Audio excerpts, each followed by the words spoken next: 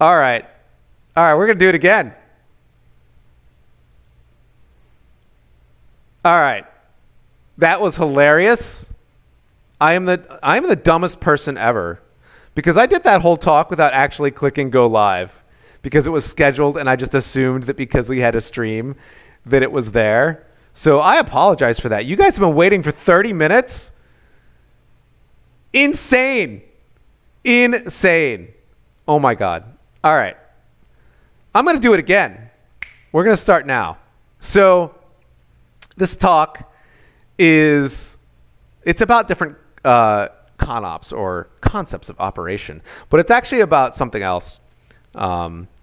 Because recently, after like what literally was 15 years of doing other things, like, I don't know, management work, I spun up a couple fuzzers and modified them just very slightly and found like a pretty good bug in a browser, but not like a good bug, like an okay bug. And it was like something that really like triggered my thought on some of this stuff. So I want to do this class where I talk about like taking this bug, like this random bug, which on its surface you'd be like, okay, let's just find another bug. And I wanted to say like, all right, well, let's go through all the ways we could make this bug very useful. What do we build around it, right? So I don't know what to call that. Ben Grass said, like, why don't we call that bug alchemy? Which I think is a good term because you often are transforming one type of bug into another type of bug. And then Dion, who's going to come up later in this talk, he's really good at finding these bugs. But he also, it's like he really focused on this kind of effort with his research. And so he's one of the people that I find inspirational on this. Obviously, Tavis, another inspirational researcher, he calls them glue bugs. I don't think he got them from me. He might have gotten them from Halvar, but either way, so what I'm trying to say is this is a concept where it's not just me thinking about it. This is an important concept that a lot of people are thinking about, except for the cyber policy world. So I wanted to dwell into bug alchemy from lead to gold. That is what I wanted to sort of dwell into. And I think the reason cyber policy gets so trapped in this world is that if once you've done the initial investment in a lot of ways, both in technical and in cyber policy, you can sort of get repeated returns on that investment over and over again. So, let's just talk about like quantum insert, for example, right? So it has built into it a certain kind of conop, right? Like bugs that don't meet a certain level of reliability can't really be used with it, right? There are certain features and functions, right? So every nation and group is out there trying to create these little versions of quantum insert, and they require a very particular fuel, right? So anyway, hyperspecialization, we know it happens. And what I've realized is that we finally have, like after 2 or 3 decades of this kind of work, really 2, I'm going to say it started in the like early 2000s, late 1990s. We finally have enough history and data to look back at how these things evolve. So if I go back and look, I start seeing things like, hash table timing attacks. Here's an example of one, right? So I'm looking for vulnerabilities and attacks that, no, we are not saying that attackers only need to be successful once. We are definitely not saying that. So this pointer inference attack, right? So a lot of these things are very linked up. It's funny because one of the papers I read recently was someone basically just throwing a Hail Mary to try to make sociology useful in the cyber policy space. And it did not succeed. Let's put it that way. There was maybe past interference or something. But You can tell I know nothing about football. I really know zero about football. But there is an aspect of sociology that would be very useful and looking at this and in how the communities of research behave. And so Dion's paper here, it's a very old paper at this point. I don't even remember when it's from, but really old, is on what are the vulnerabilities that can occur when you mix two different types in a hash table, basically, right? So like, I think what you see right now with Maddie is she's taking all the vulnerabilities that she's looking at and she's like, well, what's the real root cause here? Like, well, there's a patch, 20% of those patches don't work. But if I go back, what's the root vulnerability? What is happening with this thing? That level of detailed research. So the level of detail here is you're like, anytime you have a hash table or these data structures that do hash table-like things, as PHP and JavaScript would like to say, anytime you have those things, and keep in mind in JavaScript, every object is just a big hash table, right?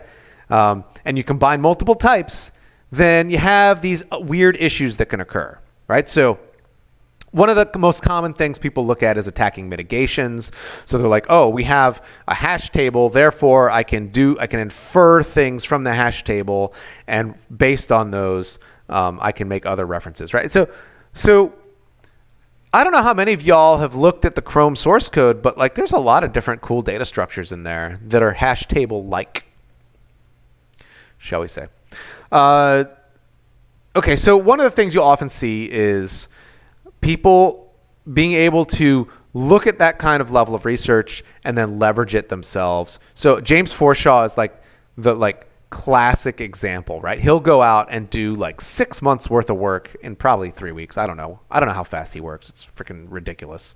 And then he'll like build this huge engine that like goes deep into like an RPC piece, and then someone else will notice it and pick it up and then go running with it. And actually, you'll see people like writing talks about his talks so that you can understand what he's talking about, right? So that's a really useful thing to see. Here's another one, HTTP request smuggling from like 2005, and then it didn't really get any leverage until recently. I'm going to say 2019, 2020, maybe. So one of the things you see here is that it's not necessarily about a bug in a particular product. It is about the combination of two protocol stacks that aren't identical. Now, anywhere two protocol stacks are not identical, you have issues. And the question is, what are those issues? And then they had to go through and start analyzing. This is the classic bad bug approach, right? Like, so they find like a weird, bad thing, an unknown behavior, and you're like, well, what on earth can you do with that, right? So it took 10 years at least for us to do something with that. The next thing is, this is 2021, so it's sort of like we're just starting to explore the space. We're just starting to explore that space. So these are just some examples. So I guess what I'm trying to point out here is the severity of a vulnerability tells you nothing about that vulnerability. And also the severity of a collection of vulnerabilities tells you nothing about the products that you're looking at. And that should be worrisome if you're in cyber policy. If the one piece of data you have on severity is not trustworthy at all, then how are you making good decisions and good policy, right? So what I want to know is how combinable or transformable a particular vulnerability is. That's a different metric. I don't have a way to measure that, right? So Halvar has like a cool diagram, but I don't think even Halvar has a way to really talk about this in a scientific fashion. And just to give you an example of how this works in the real world, Matt Carpenter here was like, look, our first VMware escape leveraged 2 medium CVSS bugs, probably a won't patch, for full host compromise, aka a critical, right? So that's some, if I'm in like any version of cyber policy, I should be like, wait a minute, what? Right? Like, so what if I was to tell you, and many of you, especially those of you who stuck through 30 minutes on the stream of me not realizing the stream wasn't turned on yet. But Many of you understand the confidentiality, integrity, availability portions of the triad here, which has an unfortunate name. And here's one thing I really don't like about this is it's like, because they call it CIA instead of ICA, it like you think maybe the confidentiality is the most important instead of the least important. So anyway, what if I was just to tell you, look, historically, I'm not saying this out of like random stuff, but historically, all attacks on confidentiality are attacks on integrity because secrets exist and info leaks can get you privilege escalation in a million different ways, right? I don't even want to say how many ways.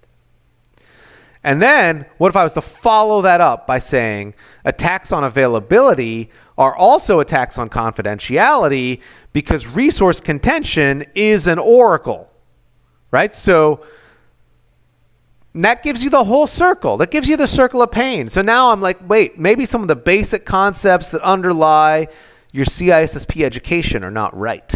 Maybe they're not right. So that I know that's weird news to you, right? So this is where I'm at right now with my crappy vulnerability, right? So I'm not yet at the phase where I just send it to Halvar. But like, find a new and better bug or find a way to make my crappy bug useful. How many of us have been there? Look, I actually understand that probably the majority of the people watching this video have been right there. So let's talk about good bugs, right? We've all found good bugs in our lives. My favorite bug I ever found was on Real Server back in the day, back when like all porn and the Vatican were doing Real Server streams and you'd get it with Real Player or, the other player, Winamps. And so that was my favorite bug, right? So it overwrote EIP and it just literally returned into your shellcode automatically. It was really cool. So good bugs are good. And the thing about good bugs, like they're almost very boring to watch, right? Like how many of you have done a demo of like a local privilege escalation and you're like /exploit, hit enter, and then, okay, you have a new shell or a calculator pops up or whatever it is, right? Really boring stuff after a while. That is good news for those of you who work in a room like this. And I know CyberComp's rooms don't look like this, but they could look like this. They could, be very cool. Who knows? Is that a pew pew map? It probably is. So like all of these tools fit into an op room. They're target generic, right? That's a big deal. They have like the little dials that you can tweak on an exploit, like covertness, reliability, time to run. People don't realize that's a feature of vulnerability. Like most people think exploits always run immediately when you hit enter instead of like spending 3 days shaping a heap on a remote server. So that always makes me laugh when they first realize that that's still a thing. Anyway, you can train teams on good bugs. That is like a thing you can do. I can be like, I'm training 19 teams on how to use my op toolkit. Fits into my framework, right? When we wrote Canvas, there's some vulnerabilities that just don't fit. No matter how good your framework is, and Canvas is the best one you can buy. Highly recommend everyone buy it, even though I have nothing to do with the company at this point. But there's some bugs that just don't fit. That's interesting. That should be something that we know. Anyway, so there's value in hyper-specialization because I can build frameworks. I can build fuzzers and scanners and taint and sync code analysis tools, lots of different things, maybe some heap-based visualization tools, ROP tools, all this stuff, right? What I see once, I'm going to see again and again and again. It's going to be a thing. So an example would be like any of these GRU or random client-side campaigns, right? They got like, I don't know, a flash bug, and then we do a client-side campaign with that, right? I do another flash bug. I have another client-side campaign. Fucking great.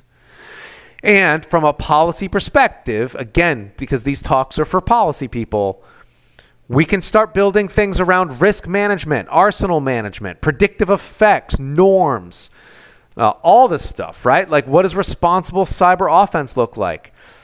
And, it brings me back to like, what are you missing, right? Like, so what doesn't fit in these frameworks that you're building from a policy standpoint? Let's talk about the crappy bugs.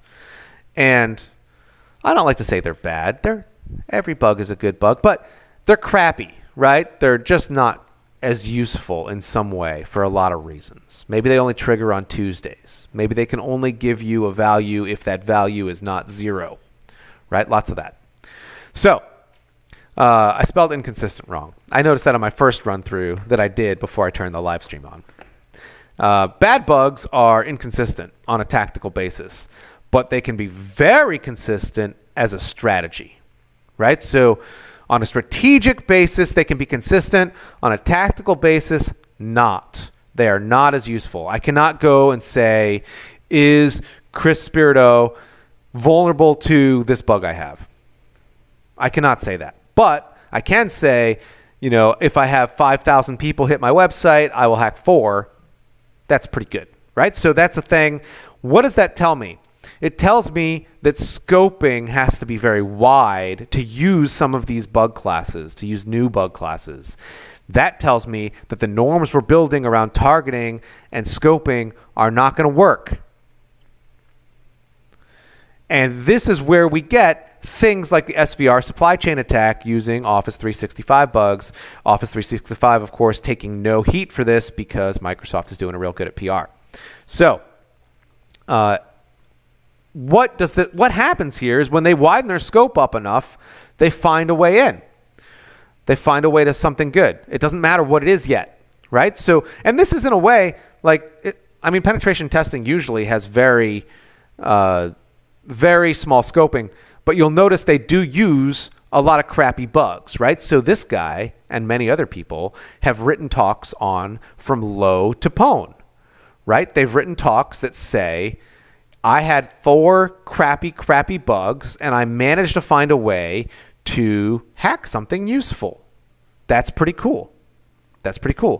And I will just say straight up, in another just nail in the coffin, CVSS is completely broken for SQLI and cross-site scripting. And you should remember that anytime you're reading a CVSS score.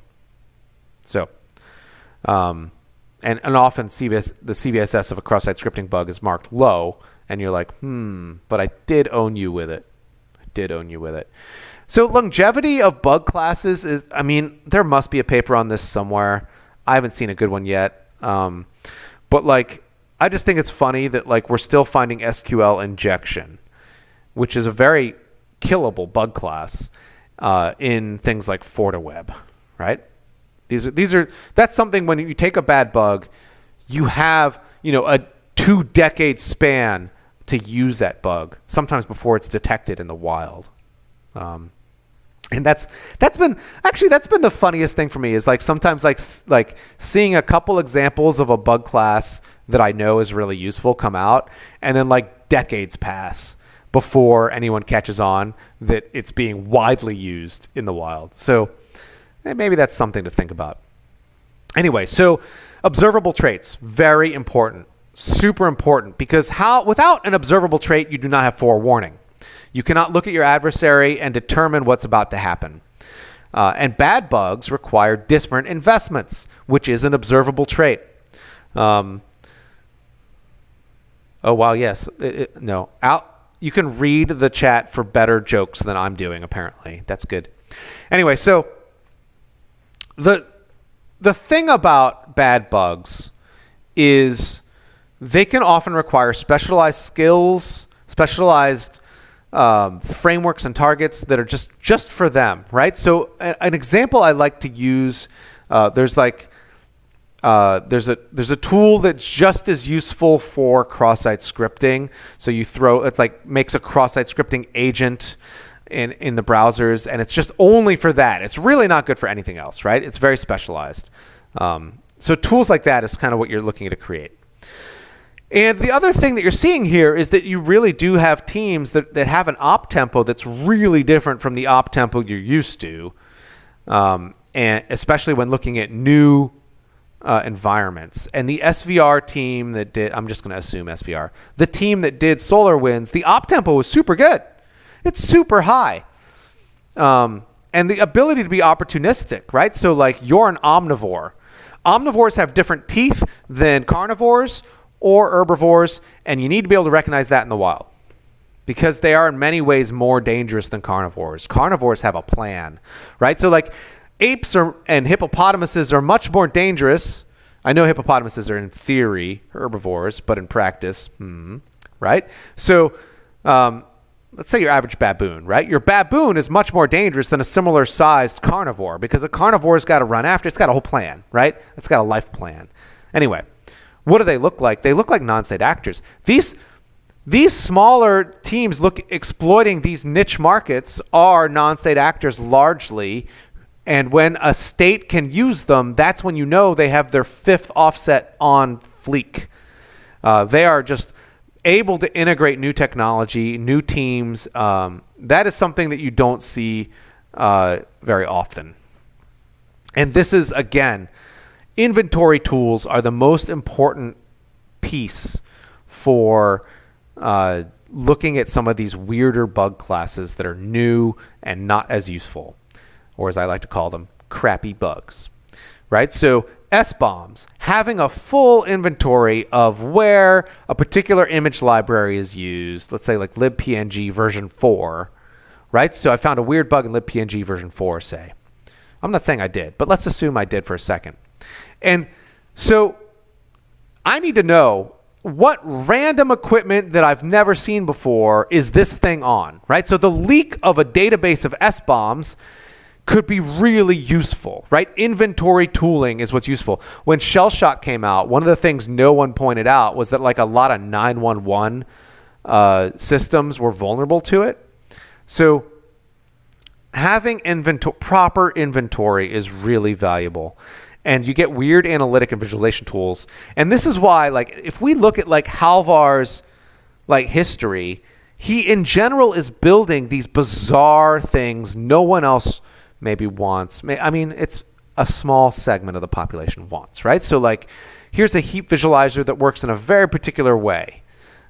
Here's an analytic tool that, you know, does very particular things, right? So this is the sign of a team looking for bad bugs and how to properly use them, how to build a new Conop, right? So I want to find those teams for many reasons. So how can I contain the uncontainable, right? So both defense and offense face huge challenges here. Offense and how to leverage these things and discover them ahead of time so that you can get value out of them, especially when they don't fit into your current Conops.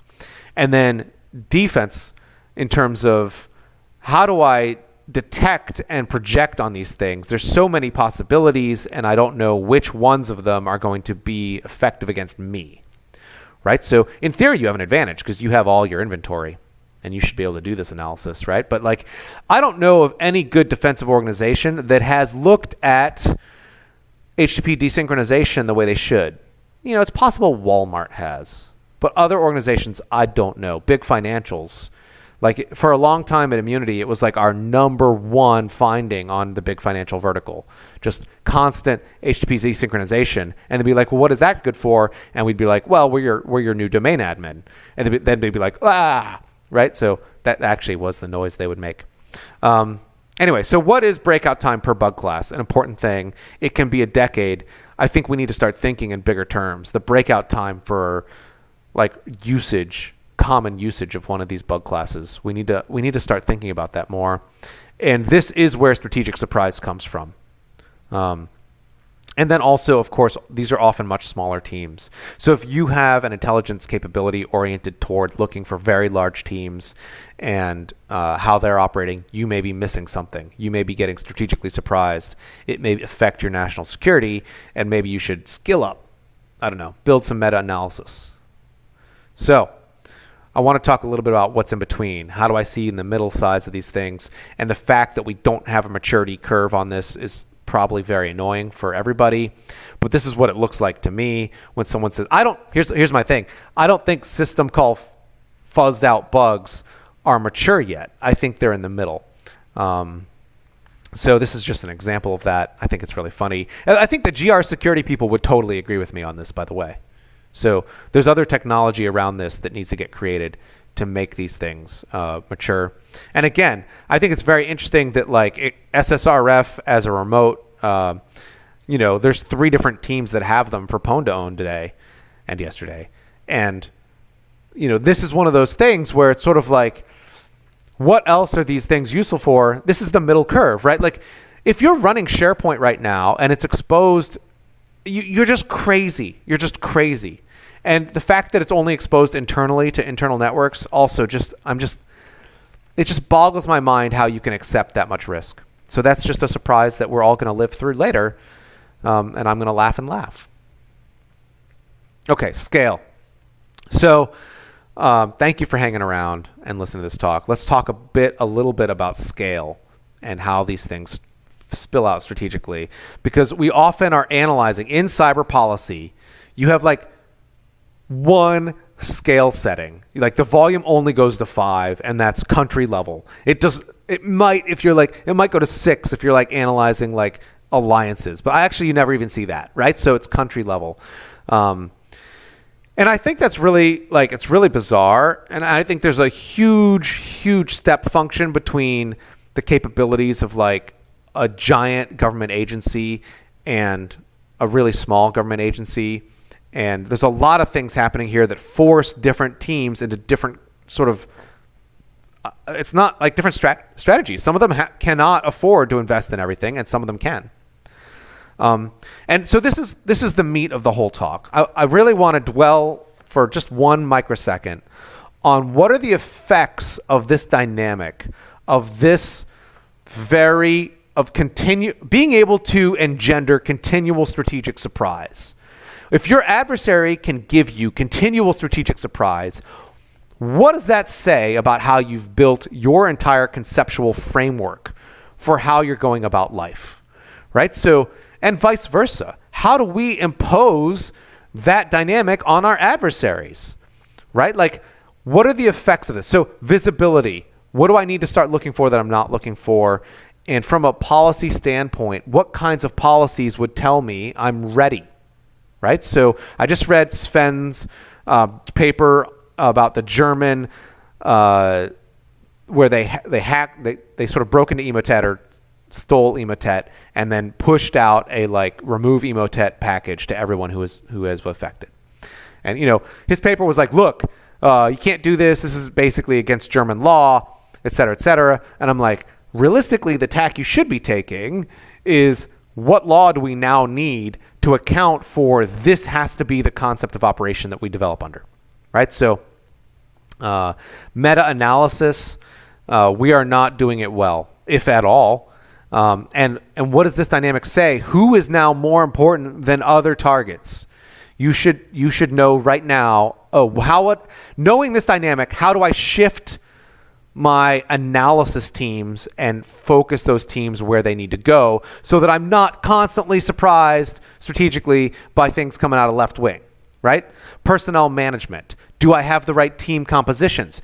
Have I put together the right size teams and the right kind of teams? What teams am I focusing on in my adversary? Am I focusing on the right teams, right? So maybe not. What tool building can I look for in my adversary that indicates they are on the verge of breakout for a particular bug class, right? Like this is very easy to look for. A lot of this stuff happens semi in the open, and I don't think people are good at looking for this stuff. And I will say, I'm just going to throw one out there. Hypervisor breaks. The Chinese are good at them. Why don't we take that into account in our strategic awareness? Who knows? Org structures. Our org structures are all broken in so many different ways, but it might be worth having an organization that has some sort of rapid reaction capability. And competitive strategy, for me, this means finding ways to recruit the right people from your adversary or engage them in other ways that you can inhibit their ability to progress on some of these bug classes or discover new bug classes, right? So honestly, if I had to grade most people on this, I'd probably give everyone an F just across the board, just all the way down. It's all good. What are the broader effects of defensive innovations? This is something that the bad bug classes tell you more about than anything else. And I'll just give you an example. GitHub has a tool called CodeQL that allows them to search for things in source code. what bug classes can you not find with taint and sync? That's a question you should be asking yourself. And again, a consistent misunderstanding of the risk is itself a risk. And this is not just like a risk you've taken on, like the way like you wandered off into like an area known for lightning and you didn't take lightning into account. This is a risk of I, an adversary, am going to look for ways that you are misunderstanding your risk, and I will focus myself in those areas. So the hell do you do about that is a question you need to ask all the time. And it's interesting, I think in some ways businesses have naturally evolved to do this better than government. They naturally realize that there's just so many things coming at them from so many different directions. Bug bounties cover both sides of this story, right? You'll see bug bounties where it's like people exploiting like really weird bug classes, just weird ones. And I'm like, man, that's a good report. I need to save that report off. And then you'll see people like, there's just a vast majority of just the churn, the nonsense cross-site scripting stuff that they're finding, right? That everyone has already seen a million times. So it is worth noting that businesses have evolved ways to shape their payouts to cover both of these risks. That's an interesting fact because the government has not figured this out yet. I just want to say there's many reasons not to run PHP anywhere in your organization. So many reasons. Them getting owned is like just a small part of the reason. That's just a teeny tiny footnote. But I just thought it was very interesting. Like, how do I predict the effect of the combination of Conops? I don't know how. We're not there. This is a reach goal, predicting combinations. And I want to just say these talks are mostly for policy people. We need severe effort in terms of policy innovation around understanding new Conops as they come into play. We cannot continually be strategically surprised on an offense or a defensive cycle, right? So we need teams of people whose job it is to figure this stuff out. And we don't have them yet, in my understanding. So that is essentially the end of my talk. I've now given it twice today. I thought that was good. We ended right on time. Thank you so much for listening. If you guys have questions, you can typey them right in there. If you don't have questions, that's cool too. I will just save this off and life will go on. So clap, clap, clap. Thank you for listening.